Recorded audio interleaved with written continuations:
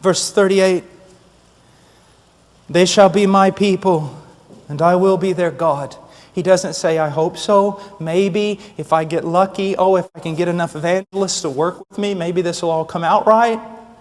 He says, I am going to pull a people for me. A people that I'm going to give to my Son. And He says, they shall be my people, and I will be their God. Look at this, and I will give them one heart and one way. Now don't be angry with me. Any angrier than you already are, at least. But listen to me. The 70s and 80s and all the Jesus marches and everyone weeping and crying. The church is so divided. The church is not one. My dear friend, let me tell you something. If the church is not one, there is a prayer out there that God the Father did not answer for His Son. And this new covenant promise has failed. So I want to redirect you a little bit. I want to submit to you, the church is one. She's always been one. Have you ever sat down on an airplane or maybe met someone in a marketplace you didn't even know? And you being maybe Baptist or Mennonite or this or that, but truly evangelical, truly Christian, you talk to them for no more than a few minutes and you discover, bam! It's a believer. This is a live one. And at that moment, you'd give your life for him. You'd give your life for him. I remember one time we were in Departamento Amazonas in Peru, and it was during the time of the Sendero Luminoso and the civil war that was going on there. We rode 22 hours up in the back of a grain truck under a black tarp, and at about midnight, we pulled the tarp off, the truck stopped, and we jumped off into the jungle. We stayed the night just at the edge of the jungle and made our ways up to a place called Ingenio in Tambolic. About halfway up, we got lost in the dark the next day. So we were praying, me and my dear friend Paco, we were praying, oh God, give us some direction. We're lost. We don't, if we're found in here, the terrorists owned the place, the military wouldn't even go in. And we cried out, oh God, give us some direction. Help us. We heard a bell. Then we heard somebody talking. It was a strange conversation at first, we thought. But then we realized it was a little boy coming in from the fields with his burro, and he was talking to his burro. And so we got behind him and we followed, and then we stood on the edge of the town, little village, huts, adobe homes. And I said, Paco, I said, you know, if the terrorists own this thing, we're dead. Yeah, but we got to go somewhere. So we got down, walked up to a man who was drunk in the dark, and said, hay hermanos por aquí. Are there brothers here? Because everybody knows what that means in the mountains. It means a real Christian. And he said, la vieja por ahí, the old woman over there. And so I went over there. It was an old Nazarene woman. And I knocked on the door. I said, I am an evangelical pastor. Please help me. And that old woman reached out with that lantern. She grabbed me. She pulled me inside. She grabbed Paco, took us down. Her house was cut out of a kind of a cliff in the mud, and took us down in the basement where there was some hay and chickens and things. And she sat us there and she lit a lamp. And then a little boy came in and she called to him and said, go get the other brothers. And they started bringing chickens and yucca and everything else, risking their life. Why? Because we are one. Stop saying all these silly things that you're saying, that the body of Christ is divided and it's a mess and it's full of sin. I would not talk about the bride of Christ that way if I was you. What you've got is a bunch of goats and tares among the sheep. And because very little biblical, compassionate church discipline is practiced, they live among the sheep, they feed on the sheep, and they destroy the sheep. And those of you who are leaders in the church are going to pay a high penalty when you stand before the one who loves them. Because you did not have enough courage to stand up and confront the wicked. As a matter of fact, listen to me.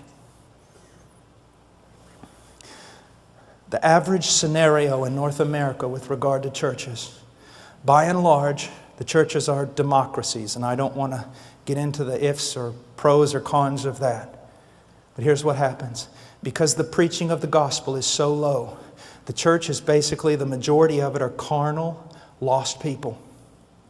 And because it is a democracy, they by and large govern the direction of the church. And because the pastor doesn't want to lose the great number of people, and because he has wrong ideas regarding evangelism and true conversion, he caters to the wicked in his church. And his little group of true sheep that belong to Jesus Christ are sitting there in the midst of all the theater, in the midst of all the worldliness, in the midst of all the multimedia going, we just want to worship Jesus and we just want someone to teach us the Bible. And pastors are going to pay for that.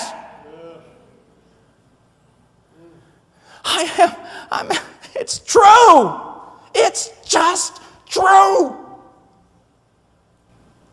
You're saying, oh, you're just angry. My dear friend, you know what it costs me to say this?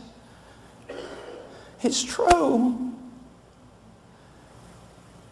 Trying to keep together a bunch of wicked people while a little flock in the midst of them are starving to death and are made to go in directions they don't want to go with the carnal majority. Listen to me.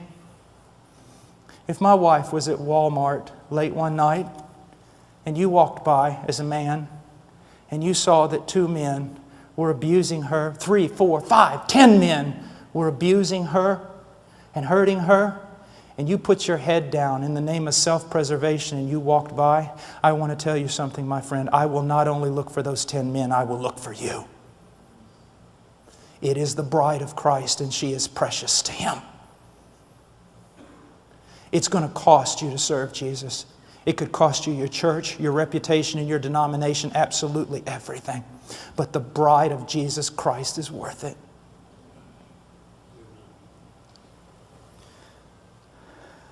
And look what it says. I love this. Look, 39, I will give them one heart and one way. And what is that way? It's Christ and it's holiness. Every true believer I've ever met spoke much of Christ and had a longing desire to be more holy than they were. More conformed to Christ. And look, I will give them one heart and one way, that they may fear me always, for their own good and for the good of their children after them. Oh, what a text that is. But let's just go on really quickly. I will make an everlasting covenant with them, that I will not turn away from them to do them good. Now,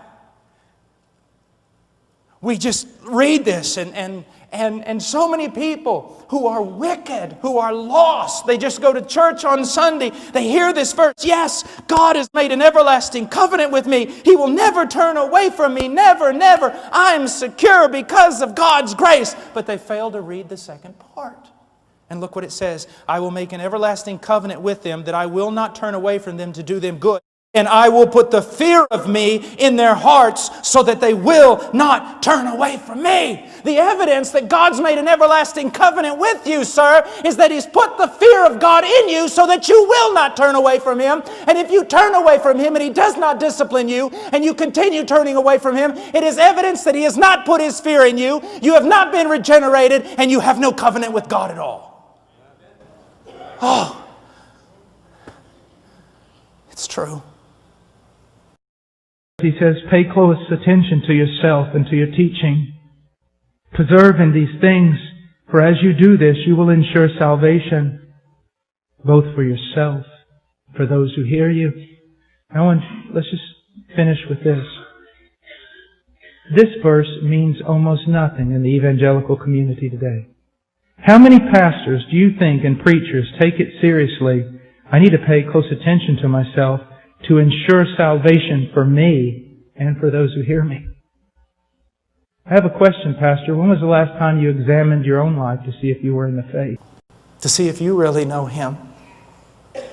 You see, my dear friend, I have great assurance when I study my own conversion, when I discuss it with other men, when I look over the 25 years of my pilgrimage with Christ, I have great assurance of having come to know Him. But even now, if I were to depart from the faith and walk away and keep going in that direction, into heresy, into worldliness, it could be the greatest of proofs that I never knew Him. that the whole thing was a work of the flesh. I know what I'm saying is outstanding to you. You think, oh my, I've never heard such a thing. This is the old... Read Pilgrim's Progress. Pay close attention to yourself and to your teaching. Persevere in these things. For as you do this, you will ensure salvation both for yourself and for those who hear you. May God bless His church.